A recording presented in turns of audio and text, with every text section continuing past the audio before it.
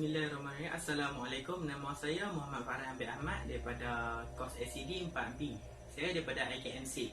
Hari ini saya nak ceritakan tentang sistem kabinet. Sistem kabinet terbahagi kepada 5 bahagian. Yang pertama, doktrin pengasingan kuasa. Yang kedua, Yang di-Pertuan Agong. Yang ketiga, Badan Pentadbiran. Dan yang keempat, Badan Perundangan. Yang kelima, Badan Kehakiman. Sistem kabinet yang pertama ialah doktrin pengasingan kuasa. Dia terbahagi kepada 3 bahagian, iaitu Badan Pentadbiran. Badan Pentadbiran hanyalah menjalankan hal-hal pentadbiran negara.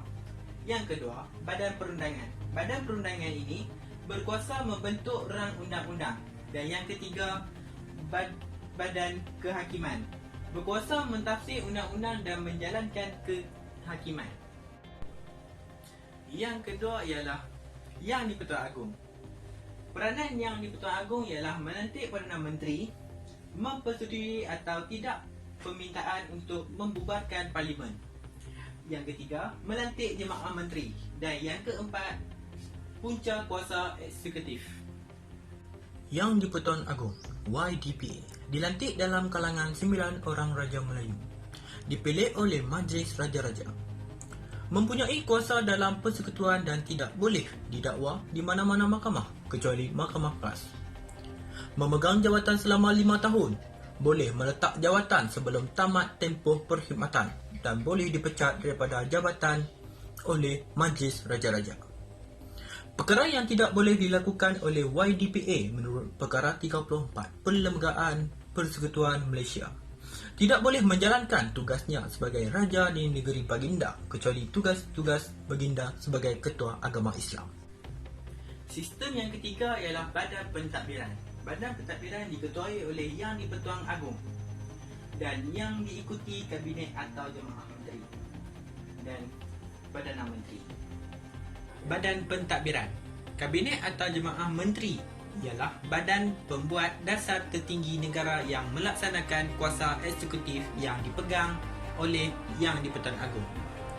Tugas utama kabinet adalah mengubal dasar-dasar kerajaan dan memberi arahan kepada jentera kerajaan di peringkat persekutuan untuk melaksanakan dasar-dasar itu. Peranan Perdana Menteri ialah pegawai diplomatik, Ketua Jemaah Menteri, Ketua Pentadbir Utama, Ketua Parti Pemerintahan. Sistem seterusnya ialah Badan Perundangan. Badan Perundangan mempunyai 3 komponen penting, iaitu Yang di-Pertuan Agong, Dewan Negara dan Dewan Rakyat. Badan Perundangan. Badan ini mengandungi 3 komponen penting, iaitu Yang di-Pertuan Agong, Dewan Negara dan Dewan Rakyat.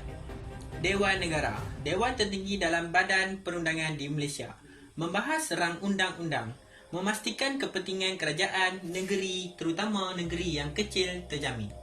Dewan Rakyat, dewan terpenting dalam badan perundangan di Malaysia. Dewan Rakyat sebagai pengumbal rang undang-undang. 4 jenis rang undang-undang yang akan dibentangkan di Parlimen, iaitu rang undang-undang awam, rang undang-undang persendirian, rang undang-undang ahli persendirian dan rang undang-undang Hadrid. Yang terakhir ialah Badan Kehakiman. Badan Kehakiman terbahagi kepada 2, iaitu Mahkamah Tinggi Malaya Semenanjung Malaysia dan Mahkamah Tinggi Borneo, Sabah dan Sarawak. Mahkamah Agong, mahkamah tertinggi di Malaysia. Ketua Badan Kehakiman ialah Ketua Hakim Negara. Bidang kuasa yang besar dalam bidang perundangan dan eksekutif. Secara keseluruhannya, sistem dan struktur pemerintahan kerajaan adalah penting bagi mengenali cara dan hala tuju pemerintahan dan pentadbiran sebuah negara. Sistem dan struktur ini akan menentukan keberkesanan dan kecekapan pemerintahan dan kestabilan negara pada masa hadapan. Pemerintahan negara ini yang diamalkan sejak era selepas kemerdekaan sehingga hari ini. Sekian, terima kasih daripada saya. Mohon maaf jika ada kekurangan dan salah kata.